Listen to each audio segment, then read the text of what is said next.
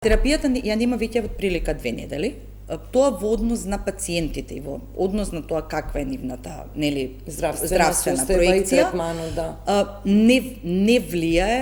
во смисла, прво нема податоци кои што кажуваат, никој не тестира, јас тоа и минатата година го кажував, има па нема терапија, меѓутоа од една друга страна терапија се прекинува и поради настинка на пациентот, недобра крвна слика на пациентот и тоа не е, да речеме, животозагрозувачки. А кој вид на терапија нема имунолошка или редовна терапија? Станува збор за секогаш станува, значи за скапата биолошка и имунолошка терапија,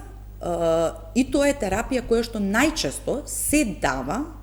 во комбинација со друга терапија, што значи дека пациентите со дел од терапијата се покриени, еден дел од терапијата не фали. Јас повторно ќе кажам, секогаш е проблем, прво е од психолошки аспект проблем за пациентите кога нема терапија, во смисла дека вие во таа терапија го гледате вашиот спас и сакате таа терапија да ја примите на денот кога треба да ја примите, и ефектот е најмногу од тој аспект, психолошкиот аспект на пациентите и стравот кој што се јавува кај пациентите.